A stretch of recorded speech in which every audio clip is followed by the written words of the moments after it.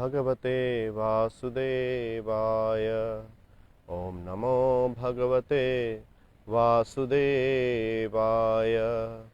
ओम नमो भगवते वासुदेवाय।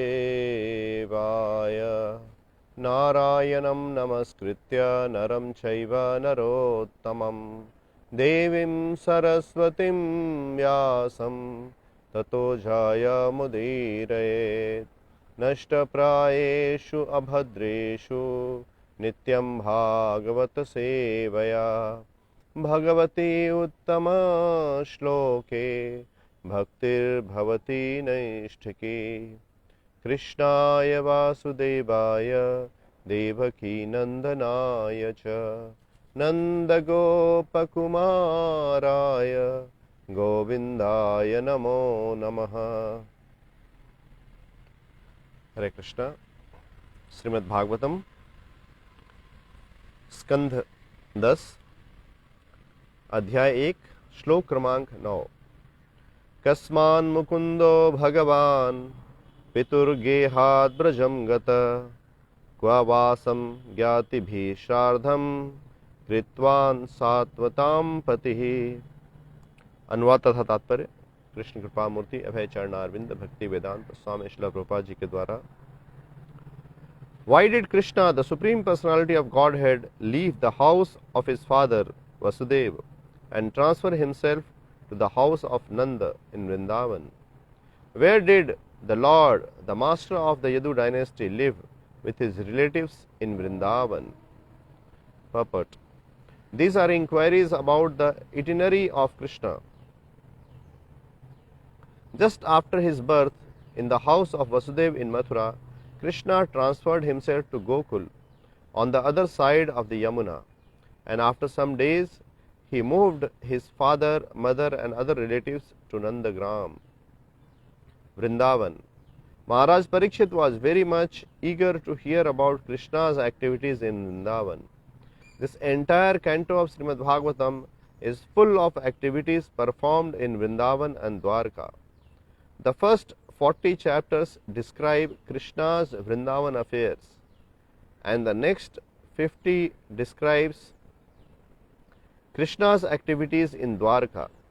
Maharaj Parikshit, to fulfill his desire to hear about Krishna, requested Sukadeva Goswami to describe these activities in full detail. Om Ajnanatimirandhasya Jnananjana Shalakaya Chakshurunmilitam Yena Tasmai Sri Gurave Namaha. Sri Chaitanya Manobhishtam Sthapitam Yena Bhutale Swayam Rupah Kada Mahyam Dadati Swapadantikam. Vandeham Sri Guru Sri Uta Padakamalam Sri Gurun Vaishnavanscha Sri Rupam Sagrajatam Sahagana Raghunathanvitam Tam Sajivam Sadvaitam Savadhutam Parijana Sahitam Krishna Chaitanya Devam Sri Radha Krishna Padan Sahagana Lalita Sri Vishakhanvitascha. Nama Om Vishnu Padaya Krishna Pristhaya Bhutale Srimate Bhakti Vedanta Swaminiti Namine. Namaste Saraswate Devi Gauravani Pracharine Nirvishesha Shunyavadi Pashatya Deshatarine. Sri Krishna Chaitanya Prabhu Nityananda Shri Advaita Gadadhara Shrivasadi Gaura Bhakta Vrinda. Hare Krishna Krishna Krishna Hare Hare Hare Rama Rama Rama Hare Hare. Hare Krishna. Kasman Mukundo Bhagavan Pituru Gehat Brajam Gatah Kva Vasam Gyatibhi Shardham कृत्वान सात्वताम पतिहि। तो यहाँ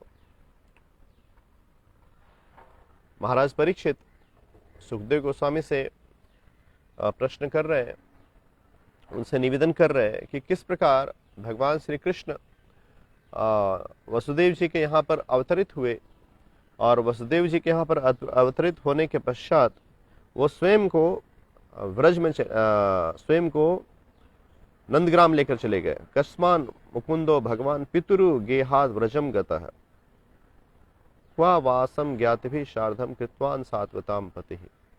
तो भगवान श्री कृष्ण अवतरित हुए वसुदेव और देवकी के यहाँ पर मथुरा में कंस के कारागृह में।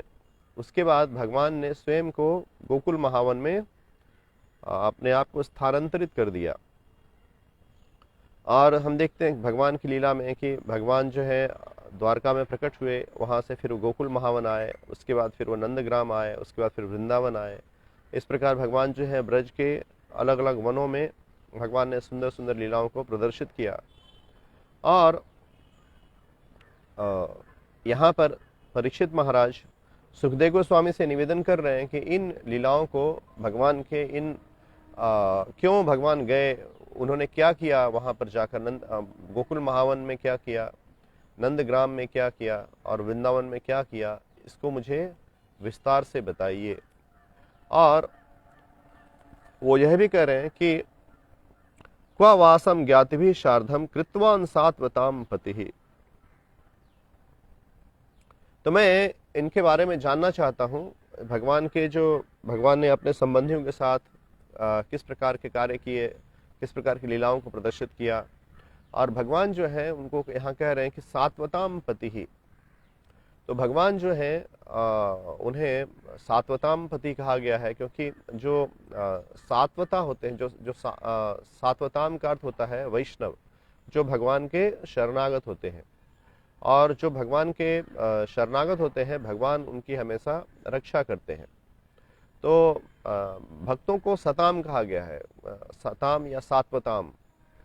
सताम का अर्थ है जो भगवान के भक्त हैं, और सात्वताम का अर्थ भी है जो वैष्णव हैं, जो भगवान के भक्त हैं।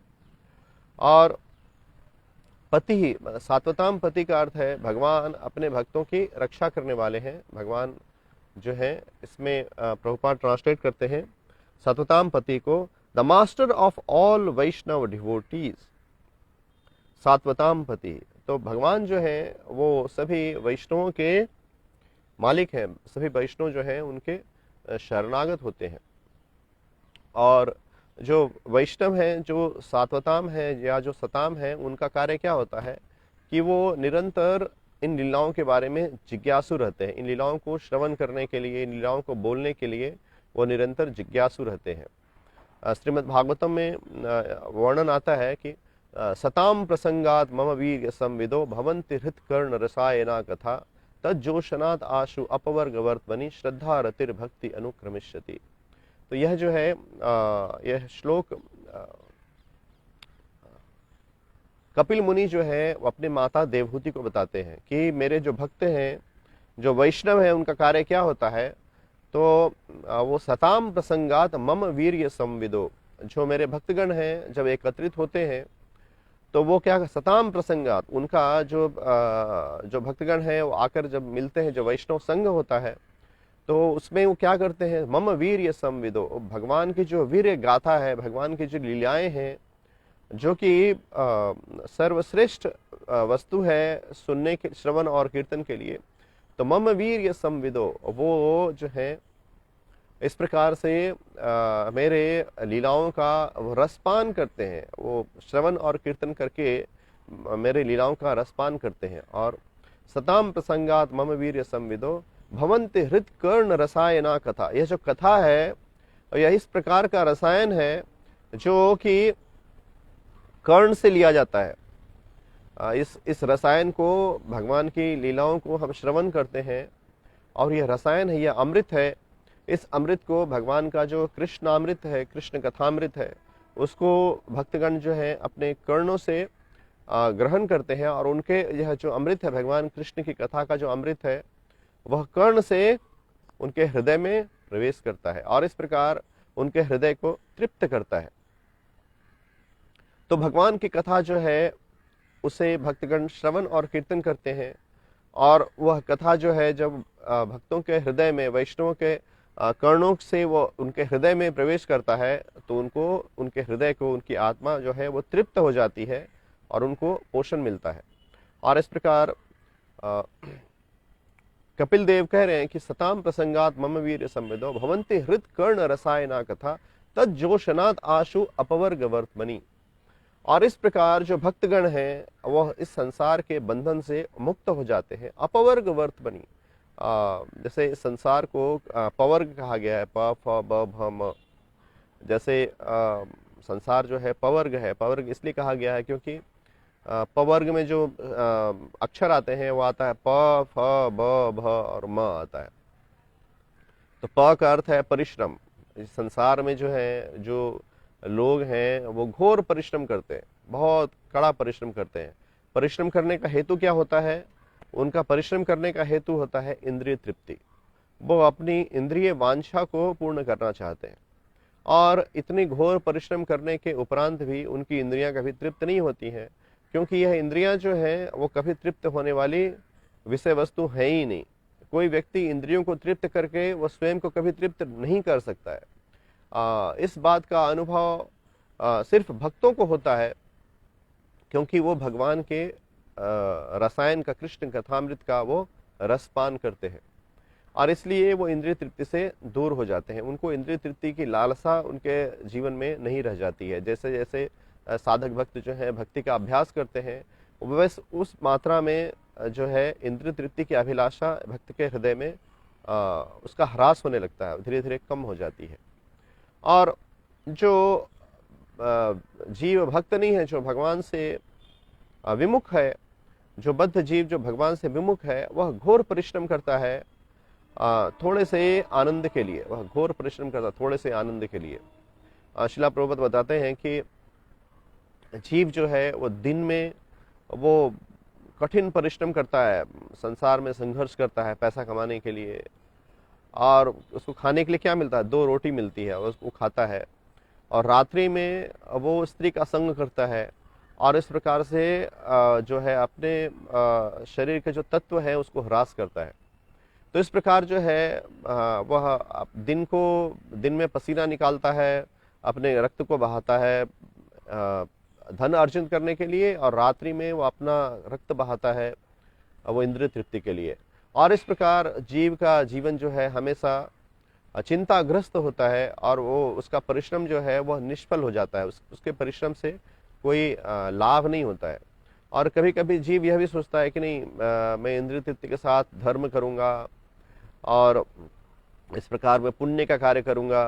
तो ये सारी जो है, ये सब कार्य जो है व्यर्थ के कार्य हैं, क्योंकि भागवतम बताते हैं धर्म स्वनस्थितः पुंसाम वश्वक्षेण कथा सुय नोत्पाद येद यति रतिम श्रम एव ही केवलम।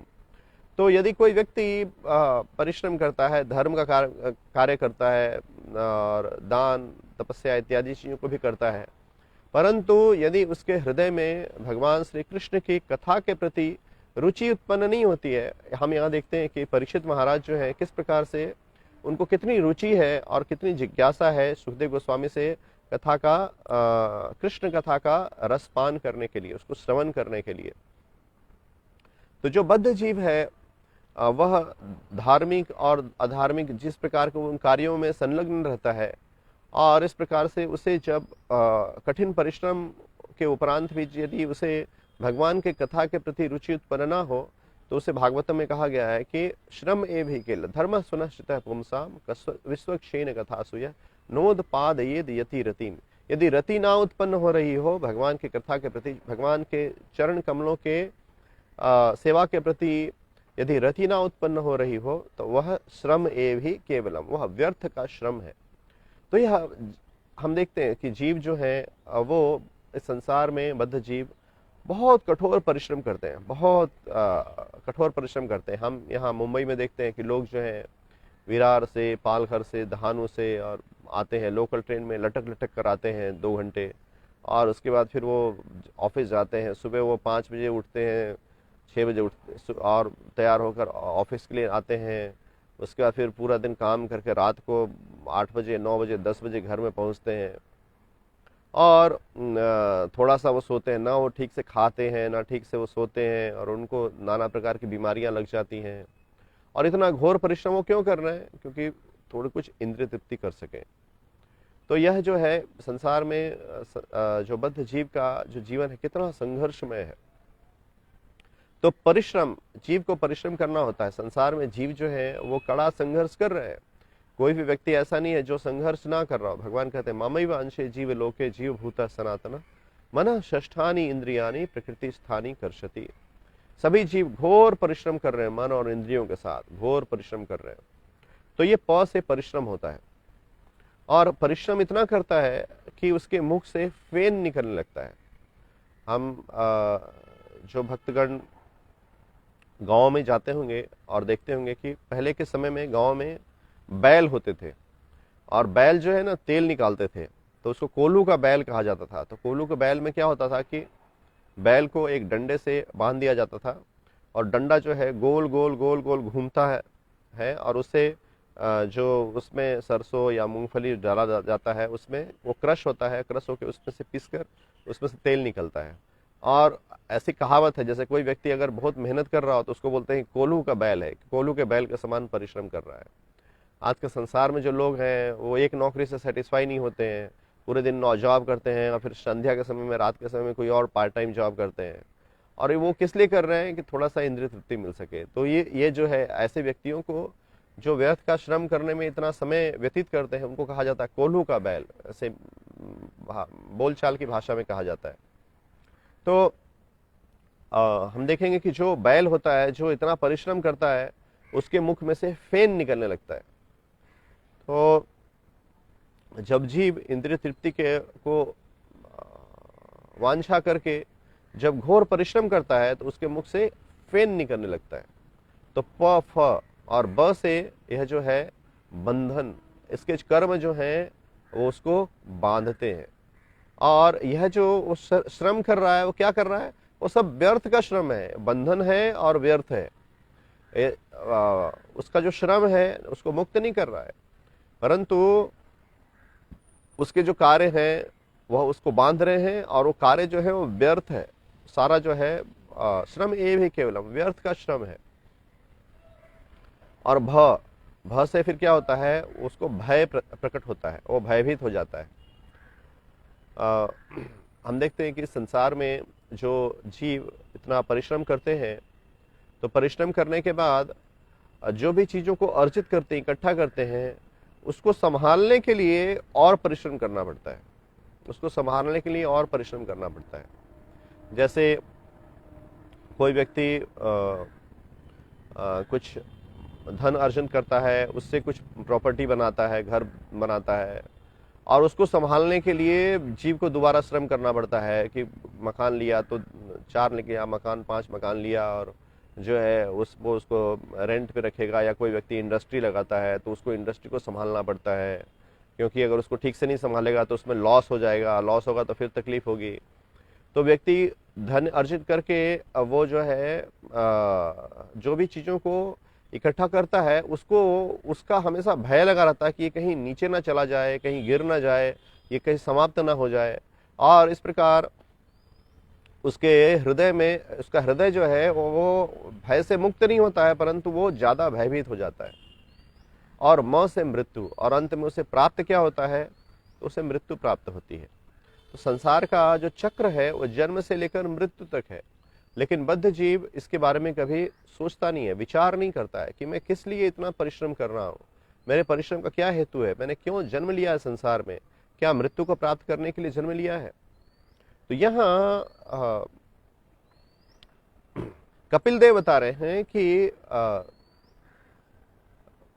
जो भक्तगण हैं जिस प्रकार से वो मेरे कथाओं को श्रवण करते हैं, तो वो क्या होता है कि वो अपवर्ग वर्तमनी, वो संसार जिसे पवर्ग कहा गया है, उस संसार से मुक्त होकर अपवर्ग वर्तमनी, वो भगवान के धाम की तरफ जाते हैं। अपवर्ग का अर्थ है भगवान का धाम। इस संसार जो है पवर्ग है, जैसे संसार को हम कुंठ कहते हैं और भगवान का धाम जो है वैकुंठ कहा जाता है, उसी प्रकार से इस संसार जो है पवर्ग है और भगवान का जो धाम है वो अपवर्ग है। तो अपवर्ग वर्तमनी, और जो भक्तगण हैं मेरे कथा का श्रवण करके अपने हृदय को, अपने चित्त को पोषित करके मेरे कथा के द्वारा, मेरे शुद्ध नाम के द्वारा अपने हृदय को, अपने जीवन को पोषित करके अपवर्ग वर्तमनी, वो भगवान के धाम की तरफ धीरे धीरे अग्रसित होते हैं। और श्रद्धा रतिर भक्ति अनुक्रमिष्यति, और इस प्रकार से उनके जीवन में श्रद्धा, रति, भक्ति जो है यह क्रम से उनके जीवन में विकसित होता है। तो भक्ति में जीवन का क्रमिक विकास होता है, क्रम से विकास होता है।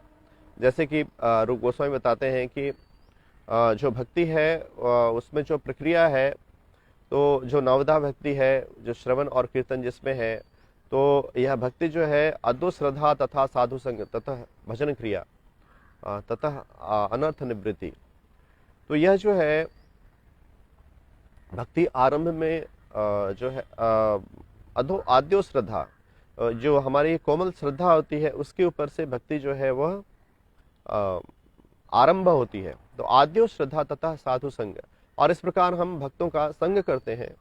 और भक्तों की संग की व्याख्या जो है यहाँ इस श्लोक में भगवान श्री कृष्ण भी कह रहे हैं और महाराज परीक्षित कह रहे हैं सुखदेव गोस्वामी को, और इसी को बता रहे हैं कपिल देव ही देवहूति माता को, सताम प्रसंगात मम वीर संविदो, जो मेरे भक्तगण हैं जब एकत्रित होते हैं तो मेरे प्रसंग को, मेरी वीर गाथाओं को वो गाते हैं और इसका श्रवण कीर्तन करते हैं।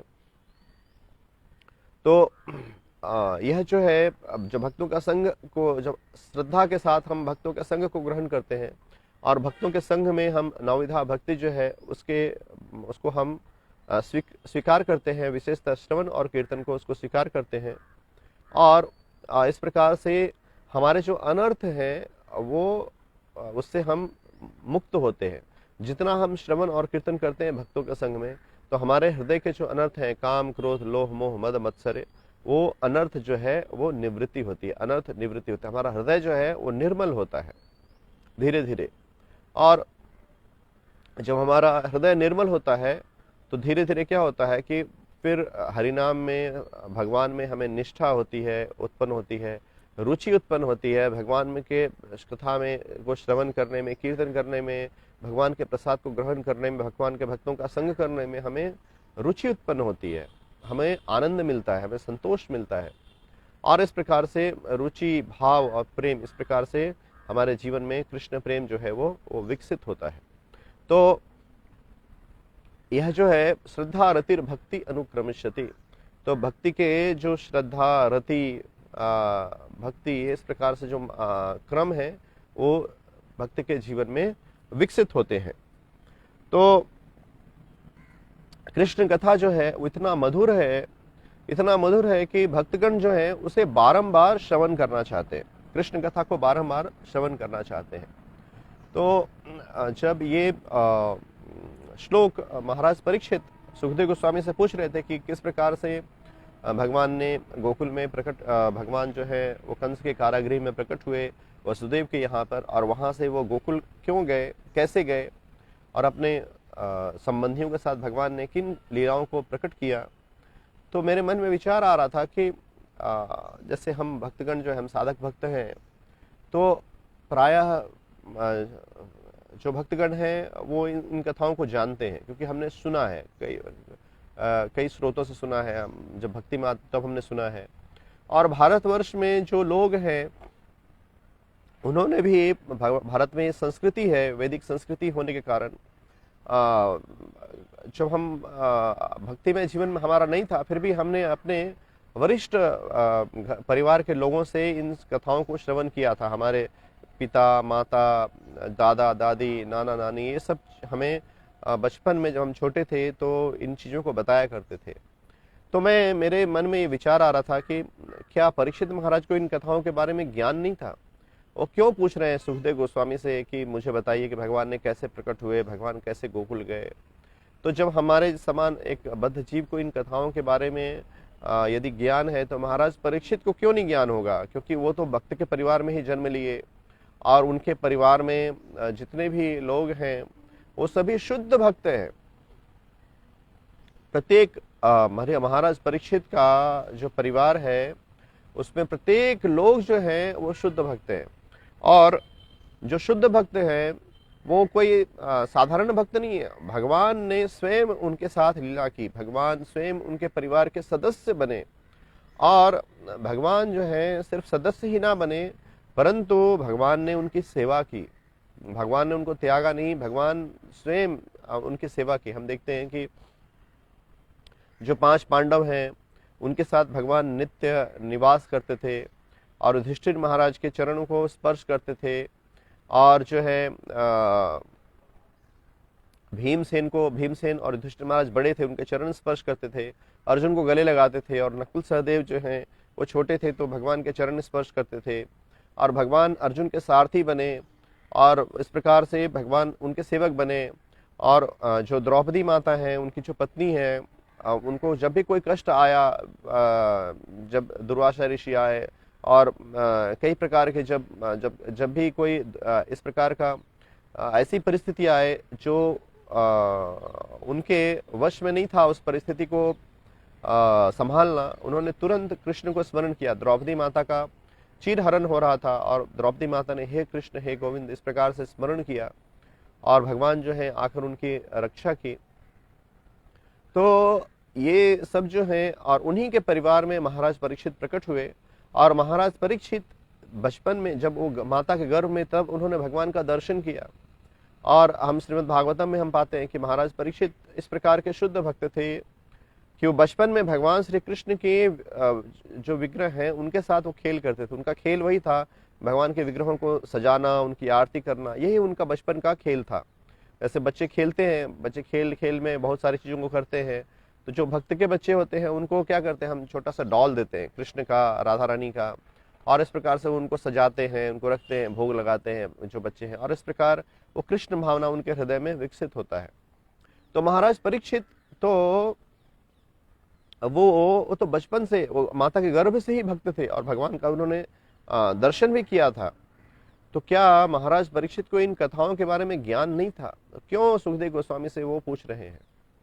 तो ऐसा है कि भगवान की जो कथाएं हैं वो कथा इतनी दिव्य होती है और इतनी रसमय होती है कि जो जीव है वह उसको सुनकर कभी भी तृप्त नहीं होता है। वो तृप्त होता है, परंतु वो जितना भी वो श्रवण करता है, जितना उसका चित्त शुद्ध होता है, उन कथाओं को श्रवण करने के लिए वह उतना ही लालायित होता है।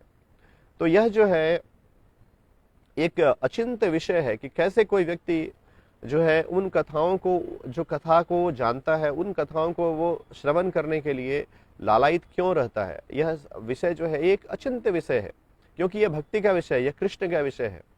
जिस प्रकार कृष्ण जो है अचिंत्य है, उसी प्रकार से भगवान का नाम रूप गुण लीला ये सभी अचिंत्य विषय है। हम जैसे कि हम विचार कर सकते हैं, जैसे हरे कृष्ण महामंत्र है, तो हरे कृष्ण महामंत्र को हम प्रतिदिन हम उसको जप करते हैं, हम कीर्तन करते हैं, उसको जप करते हैं, और हम हमेशा उसको गुनगुनाते हैं। जब कोई कार्य करते रहते हैं तभी अपने मन में जो महामंत्र है चलता रहता है। तो हम अपने पूरे जीवन हरिनाम में, भगवान के इस पवित्र नाम में, जप में लगाते हैं। और यह नाम जो है वह अनादिकाल से चला आ रहा है। अनादिकाल से जितने भी भक्तगण हैं उन सबों ने इस नाम को लिया है। तो कोई व्यक्ति क्यों तृप्त नहीं होता है, क्यों थकता नहीं है? और यहाँ तक कि यदि हमारी थकान हो तो हम नाम जप करके, भगवान का कीर्तन करके, भक्तों के संग में हम स्वयं को स्फुरित कर लेते हैं। हम स्वयं को तरोताजा महसूस करते हैं कीर्तन करके।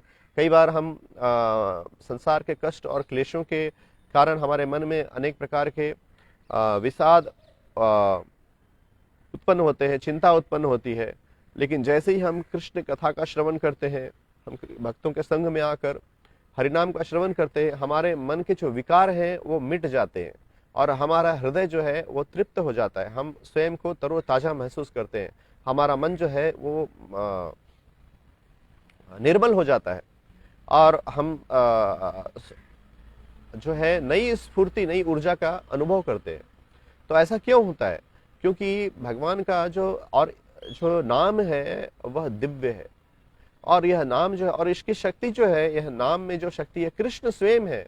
तो कृष्ण जो है वो स्वयं, उनके नाम में स्वयं है कृष्ण। अपनी कथा भी, कृष्ण की कथा भी जो है वो कृष्ण से अलग नहीं है। कृष्ण कथा और कृष्ण नाम ये सब जो है, और कृष्ण स्वयं भगवान का विग्रह, ये सभी कृष्ण ही है।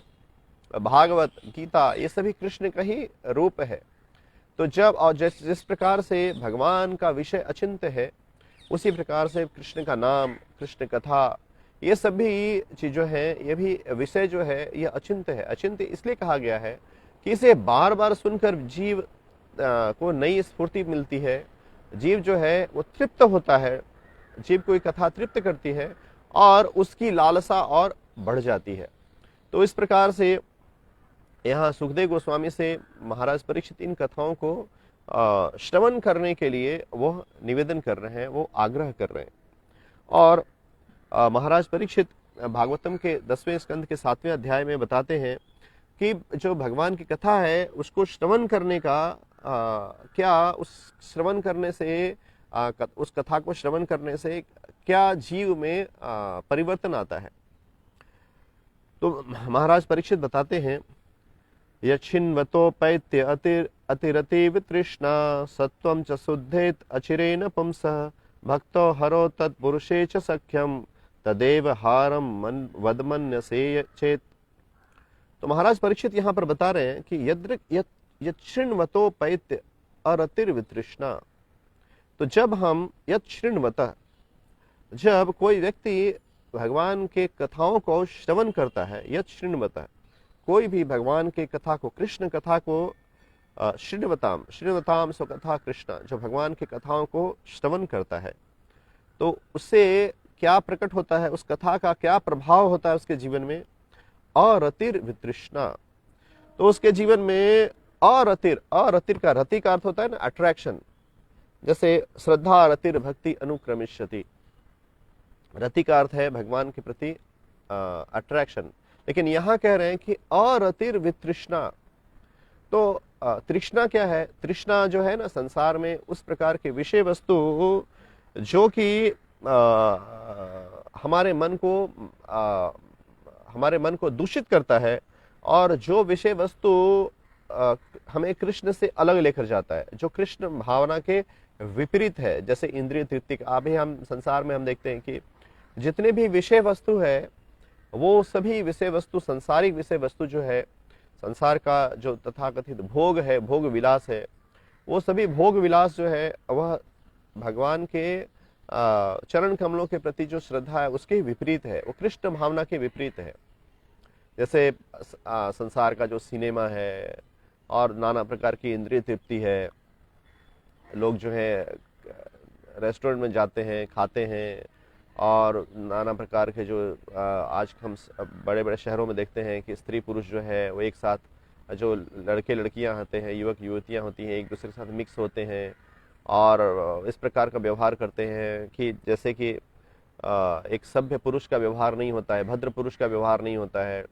और यहाँ मैं मुंबई में देखता हूँ कि बहुत सारे जो माताएं होती हैं, युवतियाँ होती हैं, 20-22 साल की होती हैं, 25 साल की होती हैं, और वो प्राइवेट कंपनी में काम करती हैं, और वो लंच जब होता है तो लंच में एक हाथ में चाय लेती हैं, एक हाथ में सिगरेट लेती हैं, और वो अपने आप को ज़्यादा एडवांस और पता नहीं ज़्यादा आधुनिक, पता नहीं क्या वो समझने का या समझाने का या इम्प्रेशन देने का प्रयास करती हैं।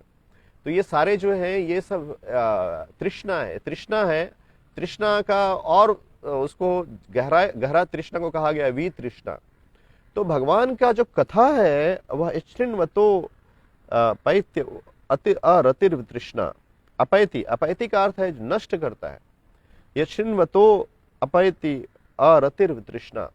तो जब हम भगवान के कथाओं को श्रवण करते हैं तो यह श्रवण जो है, कृष्ण कथा जो है, उपैति, या क्या करता है? उपैति, नष्ट करता है, नष्ट करता है वितृष्णा को, अरतिर वितृष्णा। जो तृष्णा के प्रति जो रति है वो अरतिर हो जाती है। जो वितृष्णा है, जो संसार के जो इंद्रिय तृप्ति के विषय वस्तु हैं उसके प्रति जीव जो है वह उदासीन हो जाता है। उसे इंद्रिय तृप्ति में भगवान की कथा का रस पान करने के उपरांत इस संसार के विषय वस्तुओं में, संसार के इंद्रिय भोग में जीव को अरतिर उत्पन्न होती है।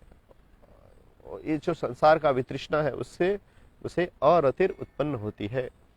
और सत्वम च शुद्धेत अचिरे नपुंसः। तो जो हमारा हृदय है, जो हमारा हृदय का जो कोर है, जो हमारा हृदय है, सत्वम च शुद्धेत अचिरे नपुंसः, जो हमारा हृदय है वो जो है वह निर्मल होने लगता है, वह हमारा हृदय जो है वो शुद्ध होने लगता है। शुद्धति, हमारा हृदय जो है वो शुद्ध होने लगता है, हृदय निर्मल होने लगता है। तो हृदय जो है उसको हम कोई डिटर्जेंट से साफ नहीं कर सकते, हम कोई साबुन से उसको साफ नहीं कर सकते। हृदय को, चित्त को शुद्ध करना है तो हमें भगवान के कथा का रसपान करना चाहिए। भगवान का जो कथा का जो रसायन है, कृष्ण रसायन जो है, कृष्ण रसायन को कर्णों से ग्रहण करके और जब हमारे हृदय में प्रवेश करता है तो हमारा हृदय जो है वो निर्मल हो जाता है। तो इसे कहा गया सत्वम च शुद्धेत अचिरे नपुंसः। और यह जो है तुरंत जो है अचिरे नपुंसः, बहुत जल्दी, जैसे जिस प्रकार जितनी हमारी तीव्रता होती है भगवान के कथाओं को श्रवण करने का, भगवान को कथाओं का रस पान करने की जितनी तीव्रता होती है, उसी के अनुसार जो हमारा हृदय जो है वह निर्मल होने लगता है। सत्वम च शुद्धेत अचिरे नपुंसः भक्तो भक्ति हरो तत्पुरुषे च सख्यम। और भक्ति हरो, जो भगवान हरि हैं, उनके भक्ति के प्रति हमारा जो अटैचमेंट है, हमारा जो आकर्षण है, हमारी जो रति है वह बढ़ती है। हमारा जो भी आकर्षण है, जब हम कृष्ण कथा को श्रवण करते हैं तो हमें भगवान की कथा के प्रति जो भगवान के सेवा के प्रति जो रति है वह बढ़ने लगती है। जब श्रीला प्रभुपाद अमेरिका गए थे और अमेरिका में श्रीला प्रभुपाद प्रचार कर रहे थे, तो कुछ लोग आते थे और श्रीला प्रभुपाद जी की वाणी का श्रवण करते थे। और जब श्रवण करते थे तो वहाँ पर जो प्रोग्राम होता था उसके उपरांत श्रीला प्रभुपाद जी सबको फीस्ट खिलाते थे। और जो भक्तगण, जो लोग आते थे, शुरू में भक्त नहीं थे, लेकिन श्रीला प्रभुपाद जी के संग से, श्रीला प्रभुपाद जी के को संग करके, उनसे श्रवण करके, उनके हृदय में, उनका हृदय चित्त जो था वो शुद्ध होने लगा, क्योंकि वो शुद्ध भक्त का दर्शन कर रहे थे। वो शुद्ध भक्त के श्रीमुख से कृष्ण कथा को श्रवण कर रहे थे और भगवान श्री कृष्ण के प्रसाद को वो उसको ग्रहण कर रहे थे। और इस प्रकार से उनका चित्त जो है निर्मल होने लगा, शुद्ध होने लगा। और उन्होंने श्रीला प्रभुपाद जी को कहा कि स्वामी जी, आप जो कर रहे हैं, इतना सेवा जो कर रहे हैं, क्या हम आपका हाथ बटा सकते हैं? क्या हम इसमें सहभागी हो सकते हैं?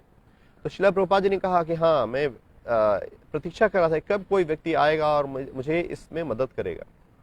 तो जैसे ही उन्होंने कृष्ण कथा का श्रवण किया शुद्ध भक्त से, जैसे उन्होंने भगवान के प्रसाद को ग्रहण किया, उनका हृदय चित्त जो है वो शुद्ध हो गया, निर्मल हो गया और भगवान के सेवा के प्रति उनको अटैचमेंट डेवलप हुआ। और धीरे धीरे वो श्रीला प्रभुपाद जी की जितनी सेवा थी, जो श्रीला प्रभुपाद शुरू में कर रहे थे, उन्होंने उसमें हाथ बटाना आरंभ कर दिया, प्रसाद बनाने में, भगवान का भोग बनाने में, जगह को क्लीन करने में, बर्तन को धोने में, और वो श्रीला प्रभुपाद जी के साथ में रहने लगे। तो यह जो है भक्तो हरे तद पुरुषे च सख्यम, जो भगवान के सेवा के प्रति जो आकर्षण है वो बढ़ता है। हम भगवान की सेवा से अटैच्ड हो जाते हैं, भगवान की सेवा से रति हम जुड़ जाते हैं। हमें भगवान की सेवा करने में, भगवान की नाना प्रकार की सेवा में रत होने में हमें आनंद मिलता है। और भक्तो हरो च तत्पुरुषे च सख्यम, भक्ति हरो तत्पुरुषे च सख्यम। और जो भगवान के हरि के जो भक्त हैं उनके साथ जो है सख्यम, हमारी मित्रता बढ़ती है। हमारी मित्रता जो है, जो भगवान के भक्त हैं उनके साथ जो वैष्णव हैं उनका संग लेने में हमें बहुत आनंद आता है, बहुत आनंद आता है। हम लालायित रहते हैं कब हम जाएंगे और भक्तों का संग करेंगे। कभी कभी जब शांत संध्या टाइम में के समय में प्रोग्राम होता है, कहीं पर भक्तगण जो हैं वो कहीं नौकरी करने के लिए जाते हैं, तो वो देखते हैं कि कब ये खत्म होगा और मैं जाऊंगा वहां पर प्रोग्राम अटेंड करूंगा। तो यह लालसा जो है, भक्तों के संग करने की लालसा है, यह लालसा बढ़ती है। तो इस प्रकार जो भगवान की कथा जो है वह 4 प्रकार के विषय वस्तुओं को उत्पन्न करती है। और वह जो है यक्षिणवतो पैत्य उपैत्य अरतिर तृष्णा, जो तृष्णा है उसके प्रति अरतिर को उत्पन्न करती है। जो कामना है, इंद्रिय तृप्ति की जो कामना है वह नष्ट हो जाता है, उसके प्रति रति जो है वह नष्ट हो जाता है। और दूसरा, सत्वम च शुद्धेत अचिरेण पुंसा, हमारा हृदय जो है कृष्ण कथा को श्रवण करके निर्मल हो जाता है। और भक्ति हरो, जो भगवान हैं, जो हरि हैं, उनके प्रति भक्ति, उनकी सेवा में हमें रति उत्पन्न होती है। और तत्पुरुषे च सख्यम, और हम भगवान के भक्तों के संग में बहुत आनंद लेते हैं।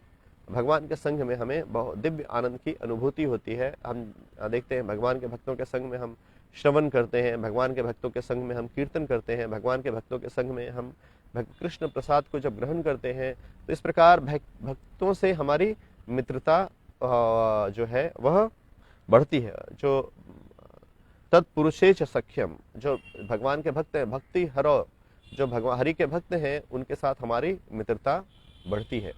तो इस प्रकार यह कृष्ण कथा जो है, कृष्ण कथा का जो अमृत है, इसका रसपान करने से हमारे हृदय में ये परिवर्तन आता है। और जब हम हमारे समान जो बद्ध जीव हैं उनको इतना आनंद प्राप्त होता है, तो हम उनकी स्थिति को नहीं समझ सकते। जैसे महाराज परीक्षित हैं, वो क्यों सुखदेव गोस्वामी से इस प्रकार का प्रश्न कर रहे हैं कि मुझे कृष्ण कथा को विस्तार से बताइए, क्योंकि महाराज परीक्षित जो है वो एक शुद्ध भक्त है, और शुद्ध भक्त होने के कारण वो कृष्ण कथा को वो पान कर रहे हैं। वो कृष्ण कथा, जितना वो कृष्ण कथा को महाराज सुखदेव गोस्वामी के श्रीमुख से वो रसपान कर रहे हैं, उतनी ही उनकी आकांक्षा, उनकी जो इच्छा है वो बढ़ रही है। और इस प्रकार से महाराज परीक्षित सुखदेव गोस्वामी को निवेदन कर रहे हैं कि किस प्रकार से भगवान श्री कृष्ण जो कंस के कारागृह में देवकी और वसुदेव के यहाँ पर प्रकट हुए, तो किस प्रकार से वो अपने आप को स्थानांतरित किया गोकुल में, और उन्होंने नंद भवन में, वृंदावन में किस प्रकार के अपने संबंधियों के साथ दिव्य कार्यों को, दिव्य लीलाओं को प्रदर्शित किया। तो यहाँ मैं विराम देता हूँ, और फिर हम अगले गुरुवार को इस कथा को आगे लेकर जाएंगे। हरे कृष्णा कृष्ण कृष्ण हरे हरे, हरे राम राम राम हरे हरे। जय ग्रंथराज श्रीमद् भागवतम की जय। श्रील प्रभुपाद की